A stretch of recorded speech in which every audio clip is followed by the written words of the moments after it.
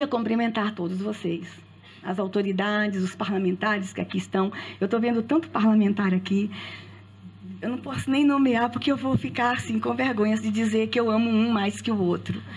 São 22 anos ao lado, 20 anos ao lado desses parlamentares, respeitada por todos eles. Fui serva desses parlamentares por 20 anos, mas fui parceira, fui companheira.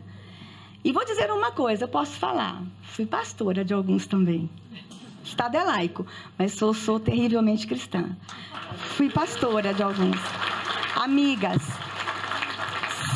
Alguns senadores tão queridos ali, eu não vou nomear, porque eu vou perder os nomes aqui. Mas a todos os parlamentares, Senado e Câmara, onde foi a minha vida nos últimos 22 anos. Alguns parlamentares que sonharam comigo este novo tempo para o Brasil. Nos chamaram de loucos, deputados. Nos chamaram de malucos algumas vezes. Disseram que a gente vivia de utopia, de sonhos. Mas olha onde o nosso sonho nos trouxe. Num Brasil novo, num momento novo para esta nação. Obrigado, parlamentares. Obrigada a todos vocês. Cumprimento a todos vocês.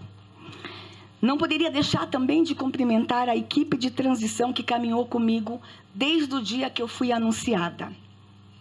Voluntariamente. De 9 da manhã à meia-noite, porque esse ministério ele foi construído.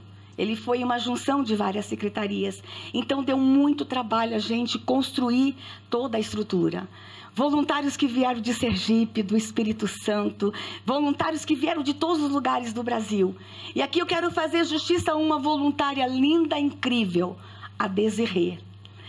A Desirê.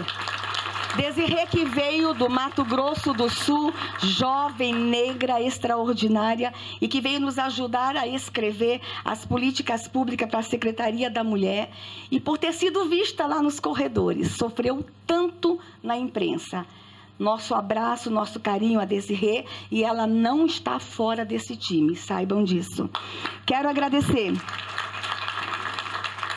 ao presidente Bolsonaro por ter acreditado e confiado e me convidado para ser a ministra. Alguns disseram que eu não tomaria posse ontem. Oh, consegui, yes! Disseram, inclusive, que iam me matar. Não conseguiram. Estou aqui. Agradeço ao presidente Bolsonaro, mas antes de tudo eu agradeço a Deus por essa oportunidade. Em 2018, a Declaração Universal dos Direitos Humanos completou 70 anos. Temos muito a comemorar. No entanto, ainda temos muito no que avançar. Avançar no cuidado integral, na construção e implementação de políticas públicas que não sirvam mais para fins eleitoreiros e enriquecimento ilícito. Temos que avançar na construção e efetivação de políticas públicas que sejam duradouras, estruturais e promovam ao nosso povo melhores condições de vida plena em todas as suas vertentes. E por falar em vida, eu falo vida desde a concepção.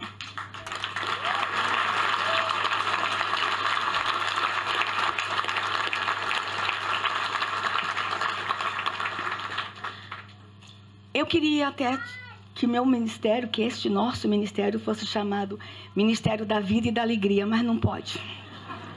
Para este governo, os direitos humanos são universais e serão respeitados. A vida, nosso bem maior, é o ponto de partida. Esse ministério foi pensado e estruturado a partir dela, de sua proteção e seu cuidado. No que depender deste governo e desta equipe, sangue inocente não será mais derramado em nosso país. Esse é o Ministério da Vida. Quando digo vida, eu também falo vida em abundância. Mas esse também é o Ministério da Mulher. Nesse sentido, todas as mulheres de todos os povos, cores e raça serão alcançadas. Nenhuma denúncia de violência contra a mulher que chegar a este governo será ignorada. Todas as brasileiras precisam receber salários dignos e igualitários. Da mesma forma, combateremos juntamente com os órgãos federais todas as formas de discriminação. Vivemos em um país multicultural, com vários credos, línguas, cores, crenças, povos e raça. E isso talvez seja um dos nossos principais ativos. Lutaremos por eles. Tudo isso já é protegido por nossa Constituição e pelo Tratado Internacional de Direitos Humanos, do qual o Brasil é signatário. Mas as mulheres terão prioridade nesse ministério. Nossas avós, mães, meninas, enfim, nossas brasileiras terão o respeito que merecem. E lutaremos para que não sejam tratadas mais como massa de manobra. Temos a garantia de nosso presidente da República, de que as brasileiras terão voz e serão escutadas por este novo e restaurador governo que se inicia. Somos o 5º país do mundo em feminicídio. Que vergonha! A cada 11 minutos, uma mulher é estuprada. A cada 7 minutos, uma mulher sofre algum tipo de violência. Chega, basta. Chega de violência contra a mulher nessa nação. Este é o Ministério da Família. De igual forma, nossas famílias têm assento especial à nossa mesa. Para isso, criamos a Secretaria Nacional da Família, que cuidará especialmente de nossas famílias. Nossos homens, assim como nossas mulheres, também serão respeitados e cuidados. Todos merecem oportunidade e apoio para cuidarem de suas famílias, seja qual for a sua configuração. E deixa eu aqui dar um testemunho. Eu e minha filha somos família. Eu sou uma mulher sozinha com uma filha. E nada vai tirar de nós esse vínculo. Nós somos família. E todas as configurações familiares nesse Brasil serão respeitadas.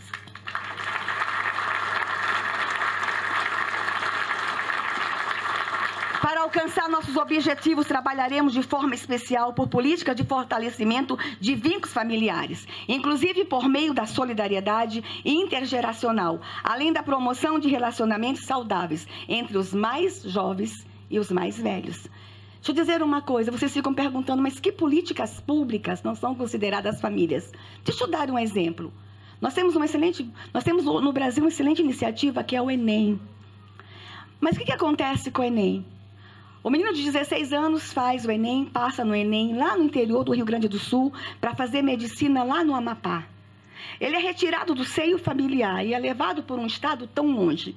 Longe de sua família, longe do seu povo, uma cultura diferente, e é colocado num alojamento. Sabe o que está acontecendo nas universidades do Brasil? Tristeza, dor, depressão por saudade. Talvez vocês falam, mas nos países desenvolvidos isso acontece. Mas lá os pais têm dinheiro para ir visitar o filho na universidade. E o filho vai nos feriados em casa. No Brasil, esses jovens são jogados longe. Parabéns ao Enem. O Enem é uma excelente iniciativa. Mas nós não podemos mais pensar política pública que não fortaleça o vínculo familiar. E é nesse sentido que o governo Bolsonaro vem. Toda a política pública antes vai pensar. Isso aqui vai estar ou não fortalecendo o vínculo familiar. Este é o Ministério da Criança e do Adolescente. Nossas meninas e os meninos estão entre os bens mais preciosos da nação. E neste governo, menina será princesa e menino será príncipe. Está dado o recado. Ninguém vai nos impedir. Deixa eu dar mais um recado. Ninguém vai nos impedir de chamar nossas meninas de princesas e nossos meninos de príncipe. No Brasil tem meninos e meninas. Vivemos em um Brasil desigual em todas as áreas. Muito foi feito, mas não é o suficiente. Há muito trabalho ainda. Nossas meninas e meninos irão brincar e não serão brinquedos. Deixa eu repetir. Criança brinca, mas não é brinquedo. Esse ministério atuará na luta contra a pedofilia e pornografia infantil, em parceria com os demais órgãos do governo. E aqui eu quero mandar um recado para os pedófilos de plantão, e para os abusadores de plantão, e para os exploradores de criança e adolescente. Atenção, senhores, a brincadeira acabou no Brasil. Bolsonaro é presidente do Brasil.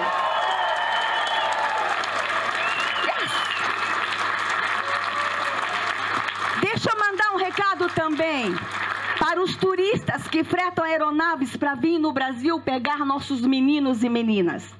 Venham para o Brasil. Venham conhecer a floresta amazônica. Venham na Bahia comer acarajé. Vai no Rio de Janeiro conhecer o Cristo Redentor, Copacabana. Vá lá em Minas comer pão de queijo. Vai no Rio Grande do Sul comer churrasco. Mas não venha no Brasil mais pegar crianças e adolescentes, não. Porque Bolsonaro é presidente do Brasil. Um novo tempo nasce nessa nação. Seremos implacáveis com aqueles que destroem a infância das crianças brasileiras. Os abusadores, os consumidores de pornografia infantil, o crime organizado, entre outros. E aqui eu quero lembrar, Sérgio Moro é ministro do governo Bolsonaro.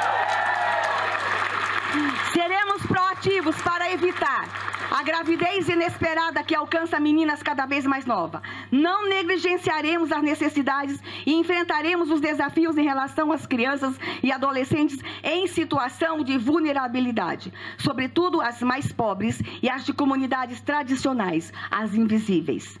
Um dos desafios desse atual governo é acabar, com o abuso da doutrinação ideológica. Trabalharemos junto com o poder público para construir um Brasil em que nossas crianças tenham acesso à verdade e sejam livres para pensar. Acabou a doutrinação ideológica de crianças e adolescentes no Brasil.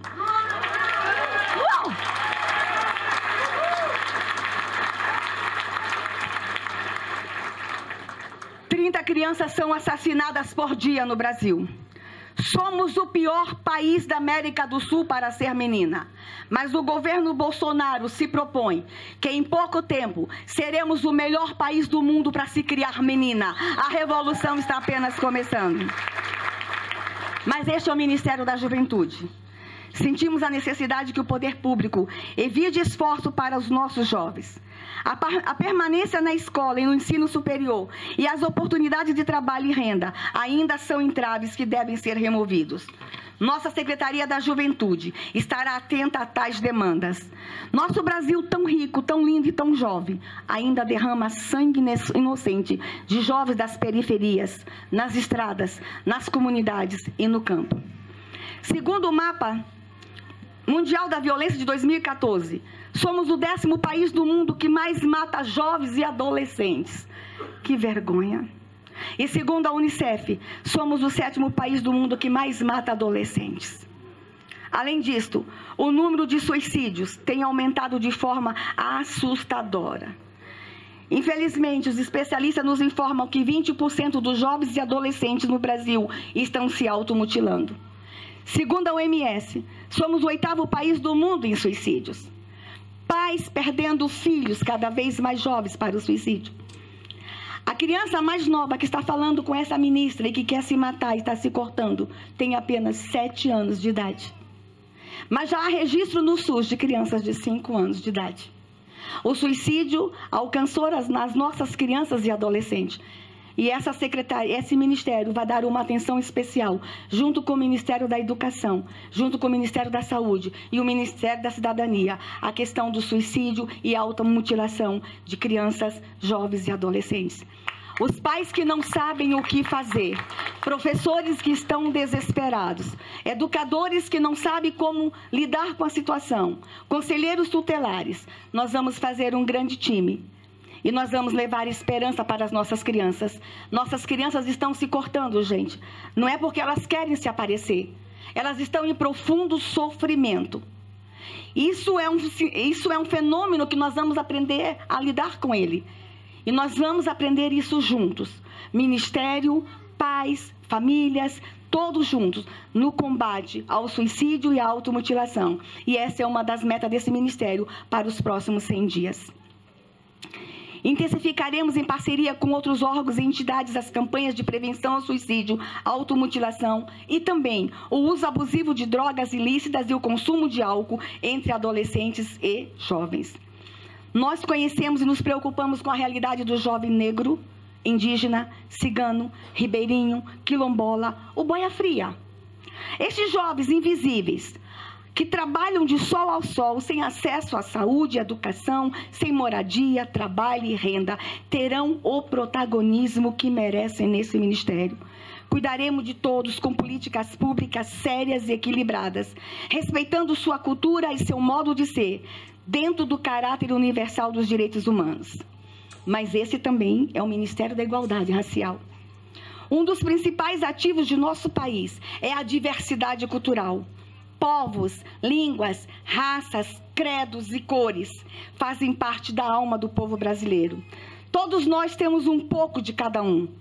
Esse ministério cuidará de todos, respeitando as suas individualidades, promovendo políticas públicas equitativas que ofereçam oportunidades e proteção a todos. Gente, nós temos nessa nação 305 povos indígenas diferentes. Vocês conseguem entender a grandiosidade dessa nação? Fala-se mais de 200 línguas indígenas no Brasil. Esse país é lindo, é belo. A pluralidade cultural desta nação é o que nós temos de mais lindo para mostrar para o mundo. Nós temos 3 povos ciganos que falam 3 línguas diferentes. Somos 800 mil índios e mais de 1 milhão de ciganos. Este país é incrível, é belo e nós não vamos entregar esta nação. Essa nação é do povo brasileiro, essa nação é nossa, essa nação é de todos nós.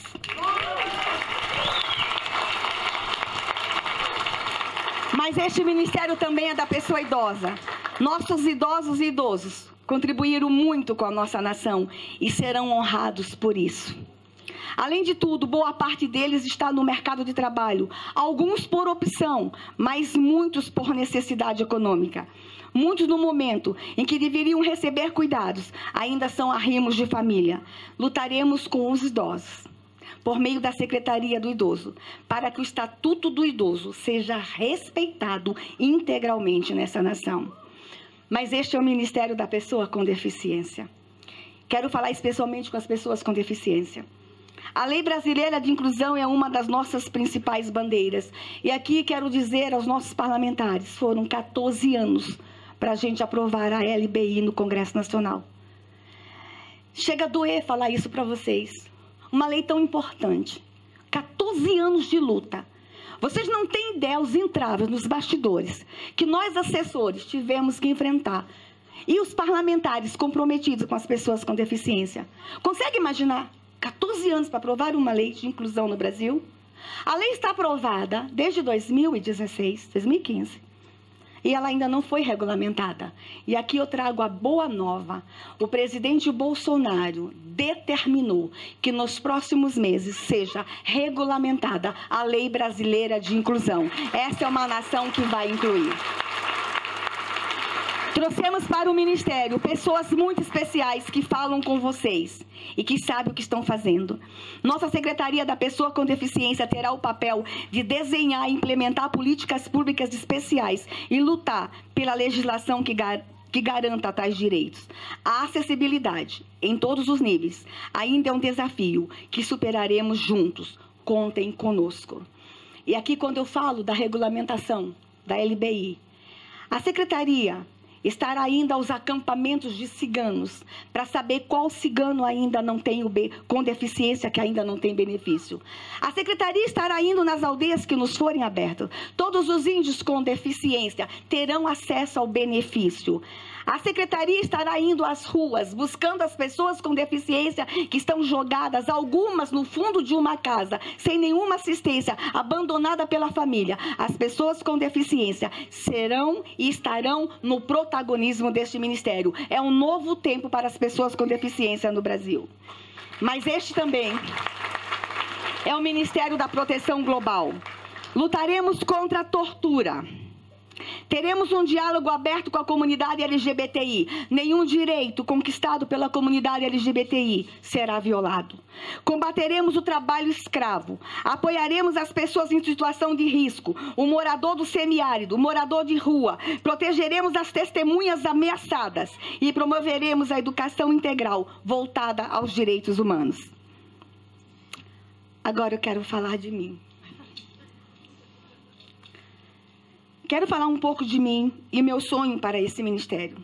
Sou mulher, nasci mulher, sou mãe adotiva, sou cristã.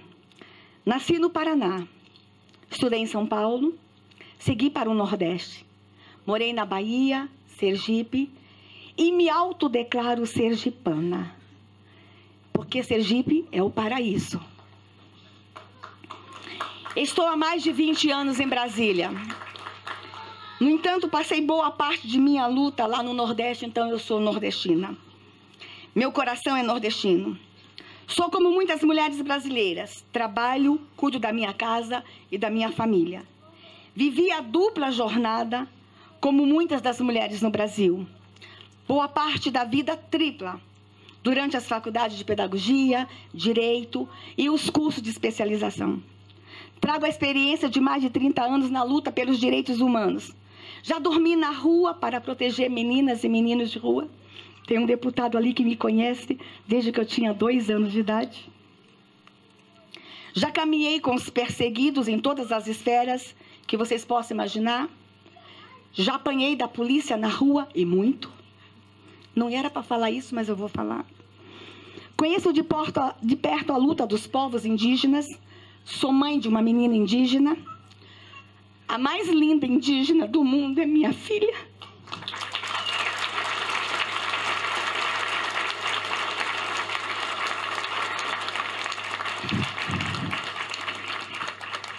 Que não teve a alegria de estar aqui, porque foi ameaçada junto com a mãe.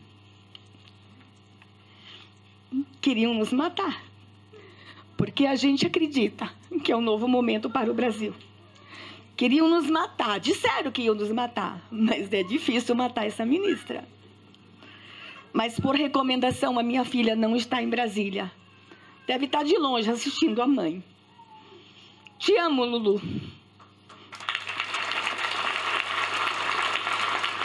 Minha história.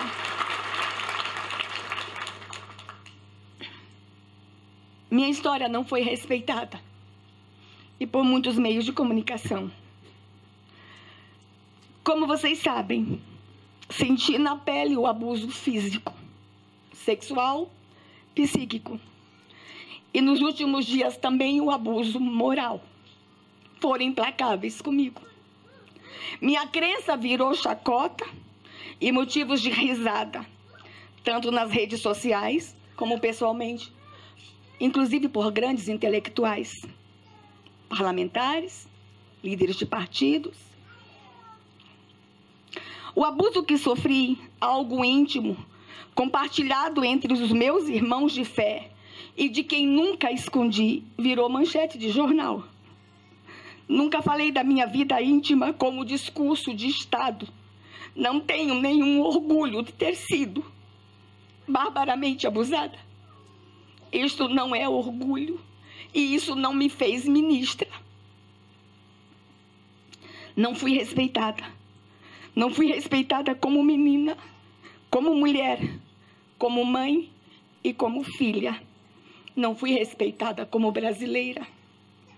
Minha história não foi veiculada com muito conforto e motivo de superação, mas como escárnio por uma pequena parte da mídia de forma irresponsável. Quando riram de mim, riram de 1/3 das meninas no Brasil que são abusadas sexualmente. Chorei não por mim, tenho meu consolador. E queiram vocês ou não, ele sobe em pé de goiaba.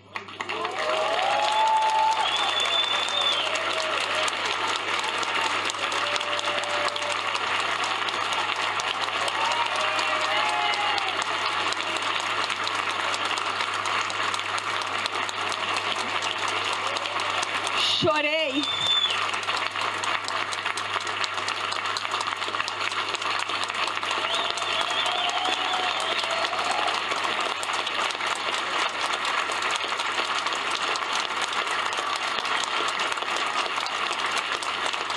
Obrigada.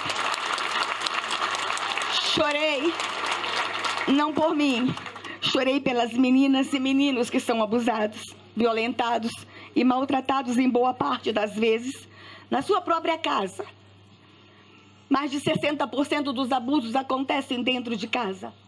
95% dos abusadores são pessoas muito próximas das crianças. Algumas abusadas nas escolas, nas igrejas, nos lugares onde congregam para celebrar sua fé. Por aqueles que deveriam protegê-las. Chorei por aqueles e por aquelas humilhados e maltratados, que nem sempre têm um lugar para subir e chorar. Eu tive. Eu tive um lugar para clamar por alguém que veio em meu socorro. Eu tive. Choro por aqueles que o Estado não alcança e que algumas vezes não faz o mínimo esforço para alcançar. Choro pelas minhas crianças indígenas, pelas mães indígenas que gritam por socorro. Não é lenda, não é brincadeira. Mulheres indígenas nesse país ainda são obrigadas a enterrar suas crianças. E eu quero deixar bem claro aqui uma coisa. O índio ama desesperadamente seu filho. Os índios amam desesperadamente suas crianças. E alguns índios, em nome da cultura, e por não saber o que fazer, às vezes são obrigados a sacrificar suas crianças. E a gente finge que não sabe. Eu vou contar uma coisa para vocês. São 305 povos. Não são todos os povos que ainda matam suas crianças. Pouquíssimos. 10, 15. Mas vocês acham que a mãe indígena quer matar seu filho? Vocês acham que é confortável para uma mãe indígena enterrar sua criança viva neste país? Essas mães choram na floresta.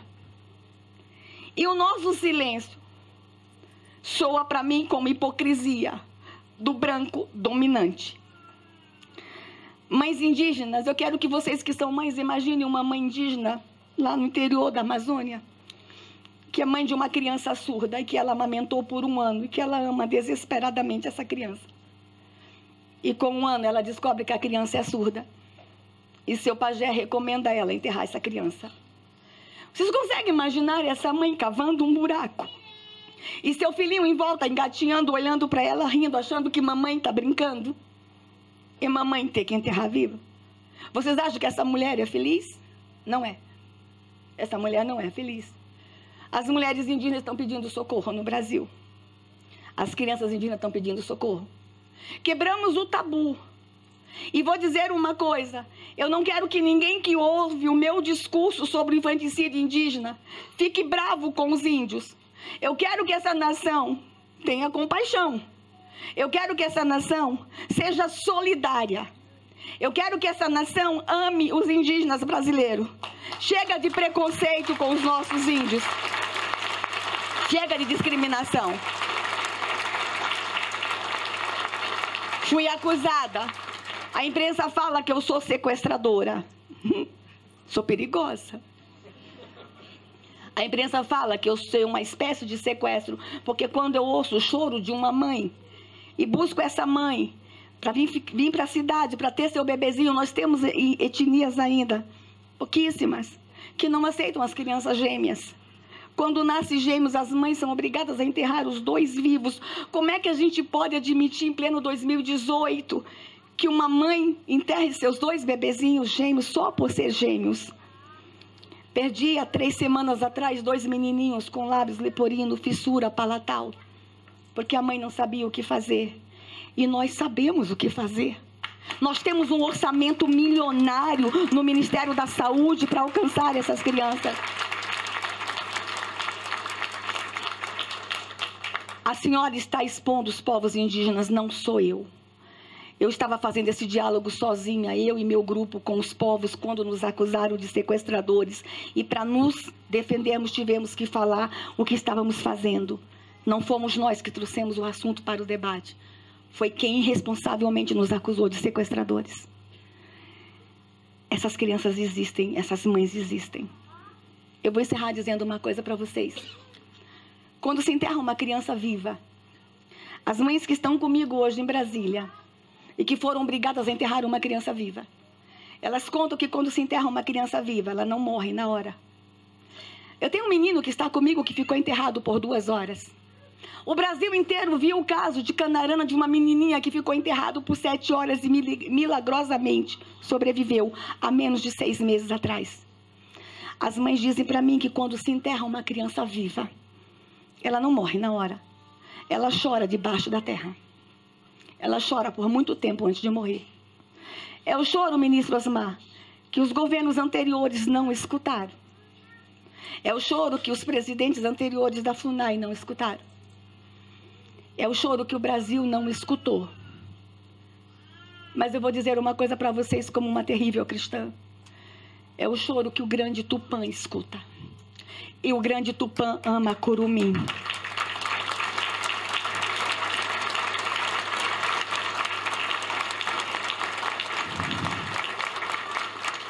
Chega de choro de curumim. Chega de choro de criança indígena. Chega de choro de crianças com deficiência. Chega de choro nos lares. Chega de choro nessa nação. Eis que surge o Ministério da Vida e da Alegria. Sejam todos vocês bem-vindos.